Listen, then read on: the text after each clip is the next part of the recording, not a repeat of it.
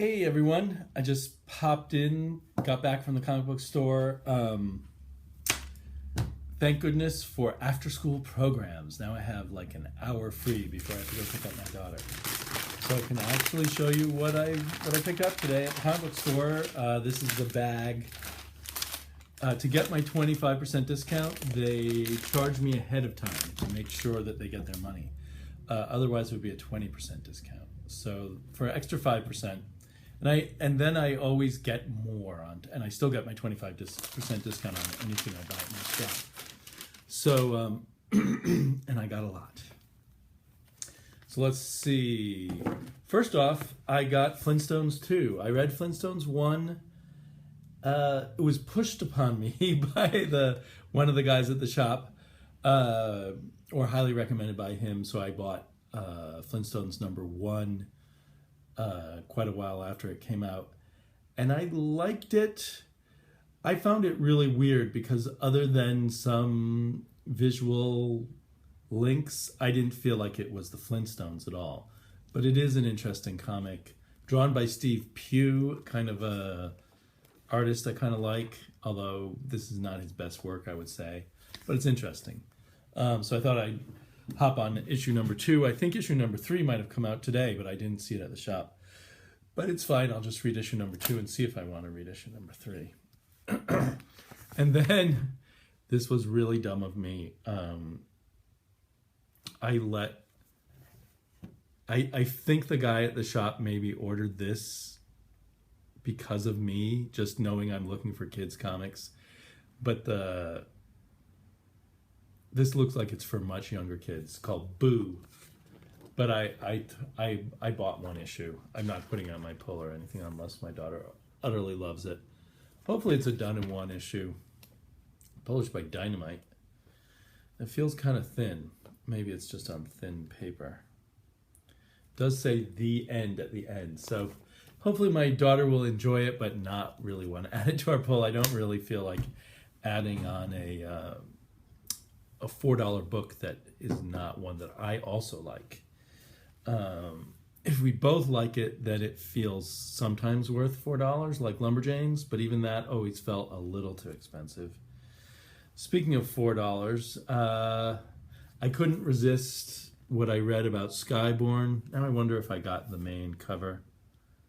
It looks like I did get the main cover. Okay, I thought I saw a different cover online, but I think this is like a modern day King Arthur kind of story, and that interests me. Frank Cho's a good artist. I know he's proved to be a bit of a jerk online, but I don't really care about that. So we'll see if I like this. Half of me is hoping I don't, because I don't want to add too many $4 books on, or maybe I'll decide to wait for trade on it. And then another $4 book. Oh, crap. I got to get smart and look. I go so quickly to the store. This one is really bent up at the bottom. You know, these modern books can survive a lot of abuse, but this looks like one that's pretty permanent. Oh well. Eclipse number 1. I also have trouble resisting a science fiction book, but almost nothing from Image anymore is $2.99 or even $3.50, which is a disappointment. I would feel better about $3.50. So all of these books have to really wow me at this price point for me to continue. Or, you know, a lot of them I'm just kind of sampling them and then maybe pick up the trade. But we'll see. Then, Nowhere Men. Have they raised the price on Nowhere Men? This hasn't been out for quite a while. It's still $2.99, so that's nice. Even though it hasn't been out for quite a while, I think I have some issues to catch up on. Looks a bit different than I expected. Okay, so that's cool. And here's one I don't really mind paying $4 for. Kill or Be Killed, number 2. I'm really curious how they're going to turn the setup from issue 1, and which felt like the setup for maybe a 4-issue story, how they can turn this into an ongoing, which they've said this is going to be their ongoing comic. By they, I mean Ed Brubaker and Sean Phillips, rather than one of their limited series like the last few they did. Of course, any indie comic or with a few exceptions, most indie comics aren't true ongoings. They're not going to usually hit the numbers, go up to 300 issues like Cerebus or something like that. Let me continue with the indie comics. Pretty psyched for Paper Girls. While I'm obsessing about prices, that's still $2.99 a bargain. This is one I would not be too unhappy about paying a higher price for, although it certainly helps to my loyalty to it. If there's a down issue or something, I won't have a question mark in my mind, do I need to keep following this or not? Very pink cover. I think that looks really nice. Yeah, I enjoy the minimalism of their covers. And then sort of an indie book, Valiant. Valiant, it's funny to call Valiant indie. They are a small publisher, but they don't have an indie model that's creator driven. These are corporate owned properties, and there's some huge movie company that is invested in Valiant. But anyway, they seem like one of the better corporate owned properties. I've been really, really enjoying the current Archer and Armstrong series, A+A, written by Rafer Roberts, and I think it is Rafer Roberts that makes me really like this series again. In a way, I haven't liked it since Barry Smith worked on it in the early 90s. Any more indies? Oh, Midnight of the Soul by Howard Chaykin. I think this is a 5-issue mini, and this is issue 4. But I am behind on reading this. As those of you who've been watching my channel a lot have seen, I've been getting way too many books. I think the week before last, I got 19 books. I still haven't totally recovered from that. So certain books that I'm less eager to read right away are starting to pile up, like Midnight of the Soul. I think I've only read issue 1 of that. Okay, now the rest is Rebirth.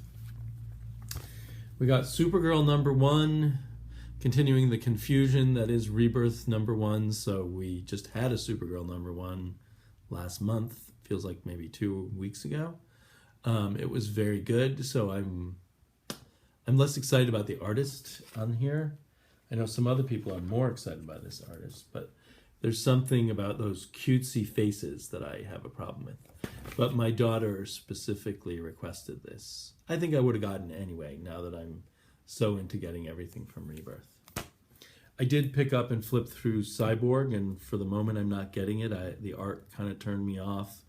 Cyborg is not a character I've ever enjoyed as a solo character. So for the moment, I just can't keep up with so much stuff. Oh, awesome cover here. This has had awesome art. I think this issue is the first non-Tony Daniels issue. So we'll see. Still looks good. So I'm looking forward to this piece of popcorn to eat. That's kind of a fun cover there. So hopefully this is a fun issue from Tom King and Company.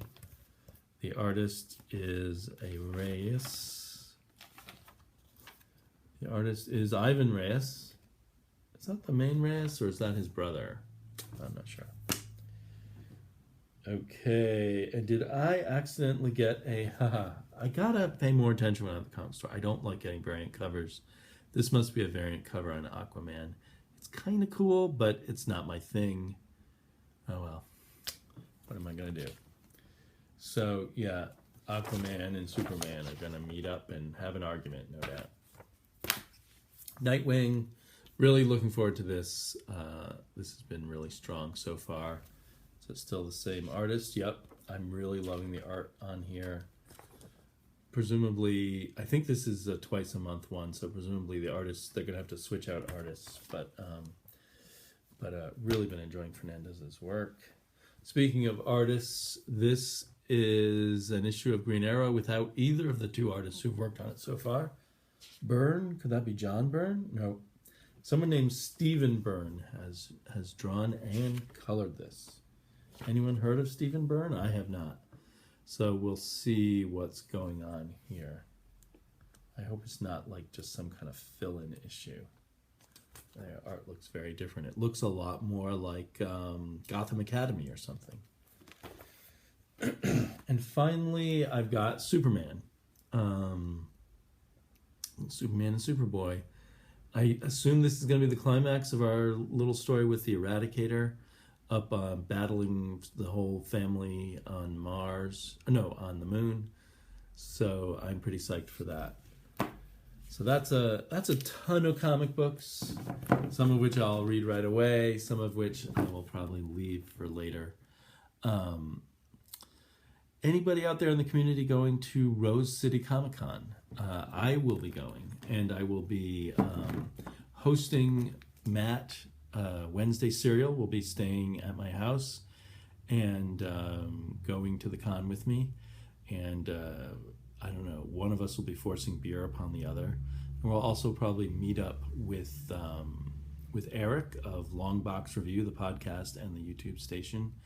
So if anyone else I know out there is going to be going, even if we know each other slightly and you want to get together for a coffee or a beer, let me know.